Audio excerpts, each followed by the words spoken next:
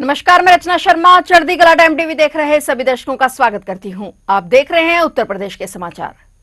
उत्तर प्रदेश के मुख्यमंत्री योगी आदित्यनाथ ने अंतर्राष्ट्रीय महिला दिवस के मौके पर कहा कि एक मजबूत समाज बनाने में महिलाओं की सबसे अहम भूमिका होती है। मुख्यमंत्री ने जोर देकर कहा कि उत्तर प्रदेश सरकार आदि आबादी की सुरक्षा, सम्मान और आत्मनिर्भरता सुनिश्चित करने के लिए पूरी तरह से प्रतिबद्ध है। सीएम योगी आदित्यनाथ ने कहा कि साल 2017 से पहले कई लड़कियां शाम के बाद अपने घरों से बाहर निकलने में झिझकती थी और स्कूल एवं कॉलेज आने जाने में खुद को असुरक्षित महसूस करती थी। उन्होंने कहा कि आज बेटियां नाइट शिफ्ट में भी काम कर रही हैं। ये संभव हुआ है स्पष्ट नीति और साफ नीयत से। सीएम योगी आदित्यनाथ ने अपने शासनकाल में महिलाओं की सुरक्षा के लिए उठाए गए कदमों का जिक्र करते हुए कहा कि मिशन शक्ति और एंटी रोमियो जैसे अभियानों ने बेटियों के विरुद्ध अपराध करने वालों के मन में डर पैदा किया है। जहां बेटियां सुरक्षित और सम्मानित होती हैं, वहां समाज सतत प्रगति करता है। उन्होंने कहा कि मुख्यमंत्री कन्या सुमंगला योजना बेटियों के जन्म से शिक्षा तक पग पग पर साथ है।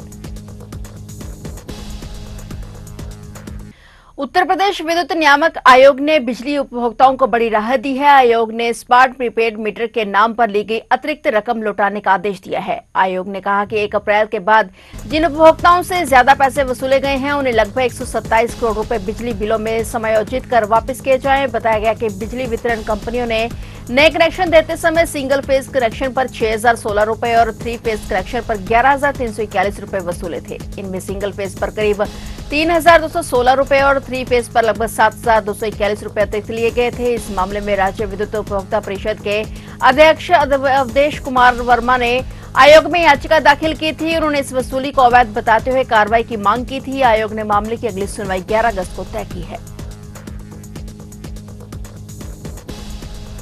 उत्तर प्रदेश सरकार में पंचायती राज मंत्री ओम प्रकाश राजभर ने पंचायत चुनाव, एसआईआर और राजनीतिक गठबंधनों को लेकर बड़ा बयान दिया है। उन्होंने स्पष्ट किया कि प्रदेश में पंचायत चुनाव तय समय पर ही कराए जाएंगे और इसके लिए सभी तैयारियां लगभग पूरी कर ली गई हैं। राजभर ने कहा कि पंचायत चुनाव के लिए 15 अप्रैल को अंतिम मतदाता सूची का प्रकाशन किया जाएगा और इसके बाद राज्य निर्वाचन आयोग की ओर से अधिसूचना जारी होते ही चुनाव प्रक्रिया शुरू कर दी जाएगी। राजभर ने कहा कि पंचायत चुनाव में हो रही देरी की मुख्य वजह बोर्ड परीक्षाएं, जनगणना और विशेष गहन पुनरीक्षण प्रक्रिया रही है। इन कारणों से चुनाव कार्यक्रम को थोड़ा समय देना पड़ा और उन्होंने बताया कि मत पत्र भी छपकर सभी जिलों के मुख्यालयों तक पहुंचा दिए गए हैं। वहीं राजभर ने संकेत दिया कि आगामी चुनावों में उनकी पार्टी विपक्ष के लिए कड़ी चुनौती पेश करेगी।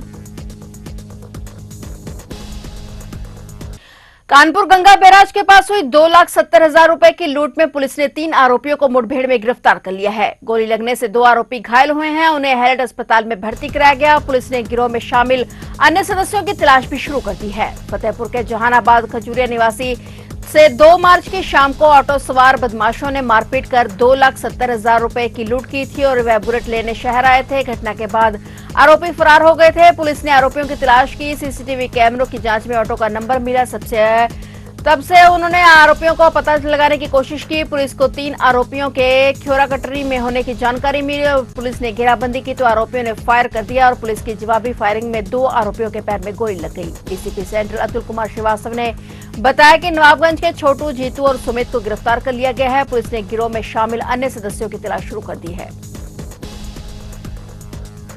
गोंडा में मोरंग व्यवसायी अंकित यादव के अपहरण कांड का पुलिस ने खुलासा कर दिया है। नवाबगंज क्षेत्र में हुई मुठभेड़ के दौरान मुख्य आरोपी विकास मिश्रा के पैर में गोली लगी, जबकि उसके साथ ही सौरभ दुबे को भी पुलिस ने गिरफ्तार कर लिया है। पुलिस के अनुसार आरोपी खुद को यूपी एसटीएफ का अधिकारी बताकर अंकित यादव को गाड़ी की पार्टी के बहाने ले गए और बंधक बना लिया। बदमाशों ने उससे 2 लाख रुपए वसूले और 3 लाख रुपए की और मांग कर रहे थे। फिलहाल पुलिस गैंग के अन्य फरार आरोपियों की तलाश कर रही है।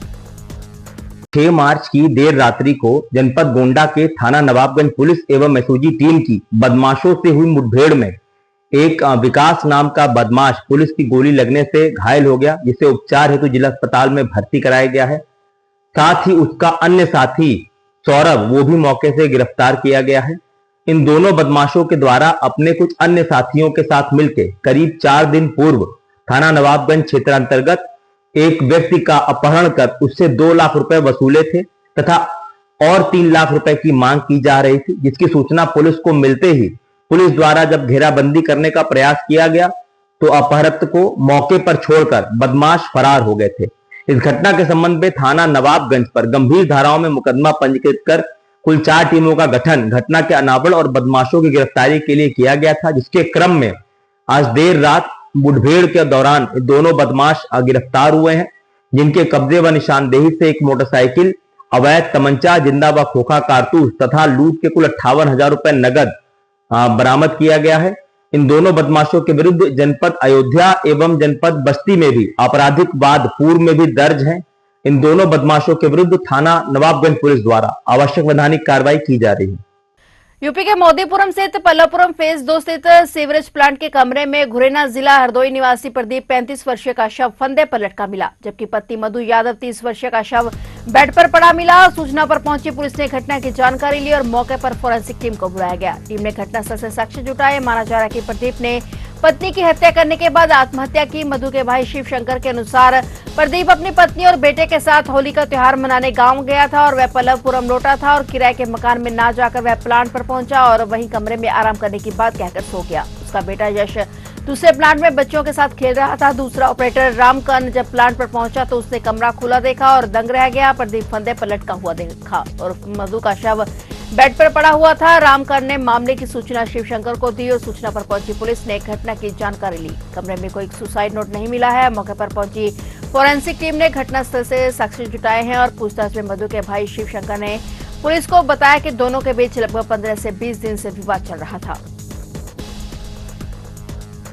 उत्तर प्रदेश के कौशाम्बी जिले से एक ऐसी दिल दिला देने वाली घटना सामने आई है जिसने दादा पोते के पवित्र रिश्ते को ही कलंकित कर दिया है। रामपुर धमावन गांव में एक बेरोजगार युवक ने कर्ज के दलदल में फंसकर अपने ही सगे दादा की बेरहमी से हत्या कर दी। आरोपी इतना शातिर था कि उसने 2 हफ्ते पहले भी बुजुर्ग को मारने की साजिश रची थी और मिली जानकारी के मुताबिक 22 वर्षीय आरोपी नितिन सरोज काफी समय से बेरोजगार था और उस पर भारी कर चढ़ गया था, जबकि उसके दादा बालूलाल सरोज खेत में काम कर रहे थे और तभी नितिन वहां पहुंचा और पैसे को लेकर हुए विवाद के बीच उसने आवा तावा देखा नहीं और धारदार हथियार से अपने दादा पर ताबड़तोड़ वार कर दिए। लहूलुहान बाबूलाल ने मौके पर ही दम तोड़ दिया, जबकि आरोपी वारदात को अंजाम देकर फरार हो गया। मृतक की पत्नी ने पुलिस को दिए बयान में चौंकाने वाला खुलासा किया है और उन्होंने बताया कि नितिन करीब 15 दिन पहले भी बाबूलाल को जहर देकर मारने की कोशिश कर चुका था। उस समय हालात बिगड़ने पर उन्हें अस्पताल में भर्ती कराया गया था, जहां डॉक्टरों ने किसी तरह उनकी जान बचा ली थी। परिवार का आरोप है कि नितिन लगातार पैसों के लिए अपने दादा पर दबाव बना रहा था और मना करने पर जान से मारने की धमकियां देता था। पुलिस ने शव को कब्जे में लेकर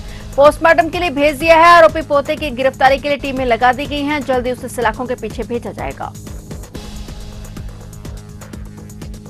उत्तर प्रदेश के बांदा जिले से एक ऐसी चोरी का मामला सामने आया है जिसे सुनकर पुलिस भी हैरान रह गई। जहां एक युवक ने अपनी गर्लफ्रेंड को महंगे मोबाइल की ख्वाहिश पूरी करने के लिए मेहनत करने की बजाय शटर तोड़ना बेहतर समझा। आरोपी ने एक नामी मोबाइल शॉप को शटर उखाड़कर करीब 10 लाख रुपए के फोन और यहां तक कि गुल्लक के सिक्के तक बटोर लिए। यह घटना शहर कोतवाली क्षेत्र की है। जब दुकानदार होली की छुट्टियों के चलते बाहर गया हुआ था तब आरोपी ने दुकान को निशाना बनाया और दुकान में लगे सीसीटीवी कैमरों में यह पूरी वारदात कैद हो गई। वीडियो में आरोपी बड़े आराम से बैग में कीमती मोबाइल फोन भरता और दुकान की तलाशी लेता हुआ दिखाई दे रहा है। यह फुटेज सोशल मीडिया पर वायरल होने के बाद पुलिस पर कार्रवाई का भारी दबाव था। पुलिस और एसओजी टीम ने जब सीसीटीवी के आधार पर आरोपी को धर दबोचा तो उसने जो वजह बताई उसे सुनकर सब दंग रह गए। आरोपी ने कबूल किया कि उसने गर्लफ्रेंड ने उससे महंगे स्मार्टफोन की मांग की थी, इसलिए उसने रातों रात अमीर बनने और गर्लफ्रेंड की डिमांड पूरी करने और चोरी की साजिश डाली। पुलिस ने आरोपी के कब्जे से भारी मात्रा में सामान बरामद किया है। साथ ही आरोपी को सलाखों के पीछे भेज दिया गया है।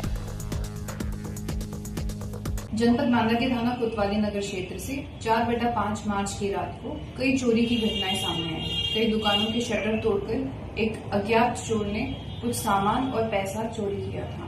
इस सूचना के प्राप्त होते थाना कोतवाली नगर और एसओजी की संयुक्त टीम्स ने सीसीटीवी फुटेज और अन्य साक्ष्यों का विश्लेषण करते हुए उस चोर को की पहचान करके उसको आइडेंटिफाई कर लिया और उसको अपनी हिरासत में ले लिया। उससे पूछताछ में कई तथ्य सामने आए और पूरे सामान की 100% बरामदगी भी कर ली गई है, जिसमें कि 31 मोबाइल फोन जिसकी अनुमानित कीमत 10 लाख रुपए है, 2 ईयरबड जो कि उसने उसी दुकान से चोरी किए थे, 20,000 नगद रुपए जो उसने उस दुकान के सेफ से चोरी किए थे और एक चेक जो उसने उस दुकान से चोरी किया था उसकी भी बरामदगी की गई है। उस अभियुक्त को माननीय न्यायालय के समक्ष प्रस्तुत कर आवश्यक विधिक कार्रवाई अमल में लाई जाएगी। फिलहाल उत्तर प्रदेश के समाचारों में इतना ही और नए समाचारों के साथ फिर से हाजिर होंगे। तब तक के लिए देखते रहिए चढ़ती कला टाइम टीवी और मुझे दीजिए इजाजत। धन्यवाद।